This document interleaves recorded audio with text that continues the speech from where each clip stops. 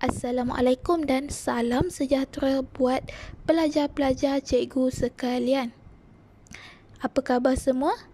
Alhamdulillah, cikgu harap semua berada dalam keadaan sihat walafiat bersama keluarga masing-masing. Okey, jaga diri ya, keluar bila perlu sahaja untuk mengelakkan penyebaran pandemik COVID-19. Hari ini cikgu akan melakukan video pengajaran dan pembelajaran untuk awak semua. Jom kita belajar PDPR bersama Cikgu Sania. Okey, sebelum cikgu memulakan sesi PDPR kita pada hari ini, cikgu nak imbas kembali apa yang kamu semua belajar pada PDPR yang lepas. Okey, cikgu akan imbas kembali berkaitan dengan analisis masalah. Seperti yang cikgu jelaskan, setiap tugasan ataupun aktiviti ataupun projek mestilah mempunyai masalah tertentu. Sebagai contohnya, hasil jualan kurang. Apa punca masalah dia? Tiada kemahiran untuk mempromosikan jualan. Penilaian masalah pula ialah tiada keyakinan diri, tiada pengalaman dan tiada pendadahan dalam bidang jualan. Macam mana cara untuk kita atasinya? Benda yang paling penting ialah kita kena belajar teknik promosi itu terlebih dahulu. Okey, contoh yang seterusnya adalah kurang mendapat tumpuan pelanggan. Kenapa pelanggan tidak mengenali ataupun tidak tahu mengenai jualan kita? Yang pertama adalah produk tidak menarik. Yang kedua adalah harga tidak berpatutan, terlalu mahal, tidak memadai untuk pengguna ataupun pelanggan membelinya, dan tidak banyak pilihan. Kita hanya menjual, sebagai contohnya, cikgu hanya menjual kerepek ubi. Cikgu tak mempelbagaikan perisa kerepek ubi tersebut. Untuk penilaian masalah dia, macam cikgu cakap tadi, kurang usaha dalam promosi, kurang mendapat bekalan daripada pembekal. Macam mana cara untuk kita atasinya? Yang pertama adalah giatkan usaha promosi, tambahkan usaha mencari pembekal. Sebagai contohnya, usaha promosi.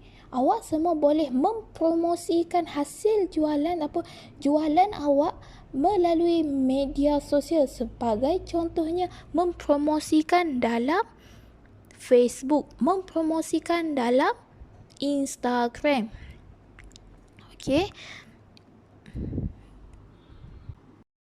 Jom kita pergi kepada subtopik yang akan dipelajari pada hari ini. Hari ini kita akan belajar mengenai 1.3 iaitu peningkatan kendiri. Apa yang akan dipelajari pada hari ini?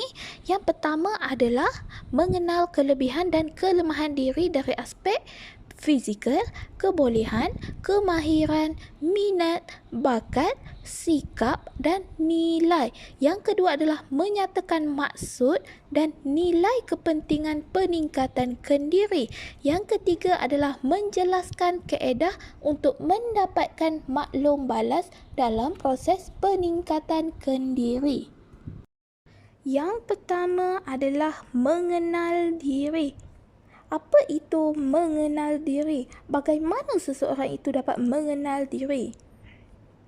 Sebagai seorang manusia, kita pasti akan mempunyai gambaran ataupun pandangan terhadap diri sendiri. Gambaran tersebut boleh merangkumi aspek fizikal, kebolehan, kemahiran, bakat, minat, sikap dan nilai. Kita pergi satu persatu mengenai aspek yang boleh membantu seseorang itu untuk mengenal kelebihan dan kekurangan yang terdapat pada dirinya. Yang pertama adalah fizikal. Mengenal diri dari aspek fizikal bermaksud mengetahui sikap tubuh badan sendiri. Kita harus menerima sifat-sifat fizikal kita secara positif dan tidak harus merasa rendah diri sekiranya kita mempunyai tubuh badan yang berbeza daripada orang lain. Sebaliknya, kita harus membaiki kelemahan yang ada supaya setanding dengan orang lain. Sebagai contohnya, si A mempunyai masalah badan. Si A mengalami obesiti. Jadi si A tidak perlu untuk merendah diri ataupun merasa kurang yakin. Sebaliknya, si A boleh mengamalkan gaya hidup sihat untuk mengurangkan berat badannya. Okey, yang kedua adalah kebolehan. Kebolehan bermaksud kemampuan seseorang melakukan sesuatu tugas. Kadang-kala kebolehan sukar untuk dikenal pasti, tetapi dengan menggunakan kaedah tertentu, ia bukan menjadi sesuatu yang sukar untuk mengetahui kebolehan seseorang itu. Kebolehan juga boleh diasah. Kebolehan yang diasah akan dapat membantu seseorang itu untuk menjadi lebih mahir dalam bidang tertentu. Okey, yang ketiga adalah kemahiran. Setiap individu mempunyai kemahiran yang berbeza. Contohnya, perbezaan dari segi keupayaan berfikir, keupayaan dari segi belajar, keupayaan mengingat, keupayaan menakul dan juga keupayaan menganalisis. Yang keempat adalah minat. Minat merupakan keinginan seseorang untuk melakukan sesuatu yang dapat memberi kepuasan yang maksimum kepada mereka. Minat juga boleh diasah kerana seseorang kadang-kadang melakukannya bukan kerana minat tetapi faktor lain. Yang kelima adalah bakat. Berbeza dengan minat, bakat adalah kebolehan semula jadi. Walau bagaimanapun, bagi capai kejayaan bakat yang ada pada seseorang itu, ianya boleh digilap. Sebagai contoh, Alia tidak berbakat dalam bidang seni lukis, tetapi beliau sangat meminati lukisan ataupun beliau berminat dalam melukis. Alia hendaklah sentiasa berlatih dan mencabar diri untuk berjaya. Okey, kita pergi yang keenam iaitu sikap.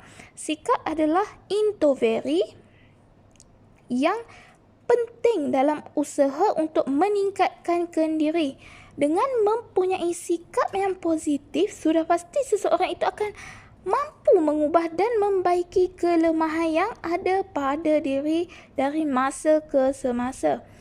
Dan yang akhir sekali adalah nilai. Nilai adalah ukuran baik ataupun buruknya seseorang, baik sebagai peribadi ataupun sebagai warga masyarakat dan warga negara.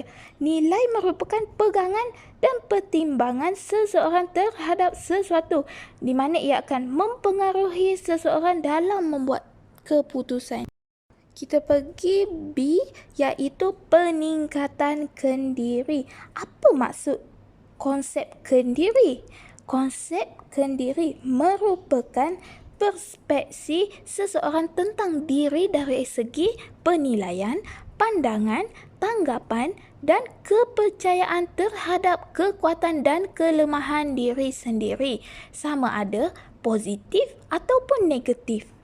Okey, sekiranya konsep kendiri seseorang itu positif, beliau dapat menilai dan memberikan pendapat tentang kebaikan dan kekurangan serta dapat menerima maklum balas daripada orang lain.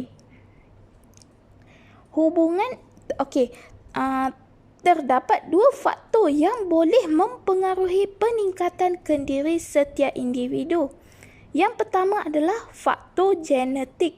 Genetik melibatkan kecerdasan, emosi dan bentuk tubuh badan. Sebagai contohnya, perhubungan emosi awal dengan ibu bapa yang banyak meluangkan masa bersama dengan anak mereka.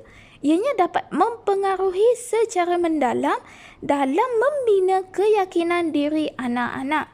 Faktor yang kedua adalah faktor persekitaran. Faktor persekitaran seperti rakan sebaya dan media massa turut mempengaruhi peningkatan kendiri. Pengaruh dan tindak tanduk rakan sebaya sama ada positif ataupun negatif banyak mempengaruhi personaliti anak-anak, terutamanya remaja. Sebagai contoh yang cikgu boleh kaitkan ialah sikap. Macam mana sikap seseorang itu mempengaruhi bagaimana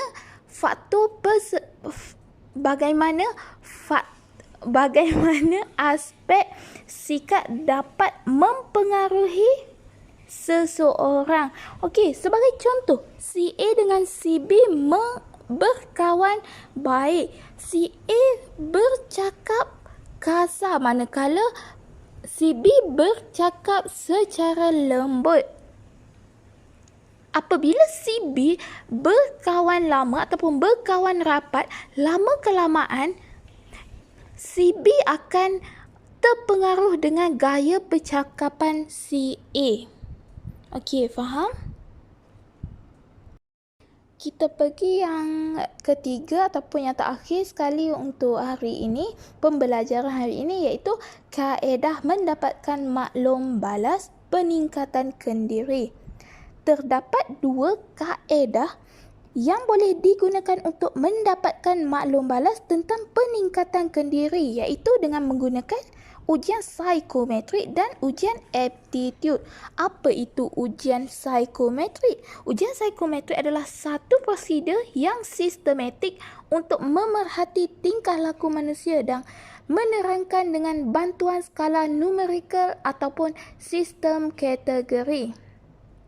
Tujuannya adalah untuk mengukur kebolehan, minat, sikap, personaliti, kecenderungan, kemahiran berfikir dan kemahiran menyelesaikan masalah. Okey, yang kedua adalah memahami keadaan semula jadi dan perbezaan individu secara lebih mendalam. Yang ketiga adalah memberikan pendedahan maklumat kerjaya yang lebih luas dan tepat. Okey, untuk ujian aptitude pula, ujian ini adalah ujian untuk mengenal pasti kebolehan ataupun bakat semula jadi pelajar dalam melakukan sesuatu perkara dengan mudah dan cepat. Tujuannya adalah untuk mengenal pasti ataupun menilai kesediaan potensi, kesesuaian ataupun meramalkan kejayaan murid dalam pembelajaran seterusnya. Yang kedua adalah memberikan gambaran jenis bidang ataupun aliran yang sesuai dipelajari oleh murid. Sebagai contohnya, cikgu tak pasti sama ada kamu melalui ujian aptitude ke tak untuk mengambil subjek elektif sains rumah tangga. Sepatutnya pihak sekolah mengadakan ujian aptitude untuk mengenal pasti kebolehan ataupun bakat semula jadi pelajar. Sebagai contoh, si A mempunyai bakat dalam menjahit ataupun memasak, manakala si B mempunyai kemahiran membuat eksperimen ataupun dia berminat untuk melakukan eksperimen. Jadi pihak sekolah boleh tentukan si A dengan si B ni layak ataupun perlu memasuki bidang yang mana satu. Sebagai rumusannya, pada hari ini kita telah belajar mengenai peningkatan kendiri. Terdapat 3 subtopik ataupun 3 perkara penting untuk kita meningkatkan kendiri ataupun dalam peningkatan kendiri kita, iaitu yang pertama adalah mengenal diri. Dalam mengenal diri terdapat 7 aspek yang membantu seseorang itu untuk mengenal kelebihan dan kekurangan yang terdapat pada dirinya. Yang kedua adalah peningkatan kendiri. Murid perlu mengetahui konsep kendiri. Terdapat 2 faktor yang boleh mempengaruhi peningkatan kendiri setiap individu tersebut. Faktor tersebut adalah faktor genetik dan faktor persekitaran. Yang ketiga adalah kaedah untuk mendapatkan maklum balas peningkatan kendiri. Yang pertama adalah ujian psikometrik. Yang kedua adalah ujian aptitude. Okey. Ini adalah slide ataupun bahagian lembaran kerja. Pada bahagian ini, cikgu kosongkan kerana lembaran kerja tersebut cikgu akan lampirkan ataupun cikgu akan hantar lembaran tersebut dalam grup WhatsApp. Jadi, sesiapa yang tidak faham boleh bertanya dalam tu. Lembaran tersebut boleh dicetak ataupun disalin di dalam buku latihan. Apabila kelas bersemuka kita berlangsung nanti, cikgu akan kutip lembaran kerja ini. Jadi cikgu nak tegaskan bahawa pelajar perlu menyiapkan tugasan yang diberikan oleh cikgu. Okey, sekian. Terima kasih. Terima kasih sebab sudi masuk di dalam. Okey, sekian. Terima kasih. Terima kasih kerana sudi menonton video pengajaran dan pembelajaran cikgu pada hari ini. Cikgu harap semua faham apa yang perkara yang kita belajar pada hari ini.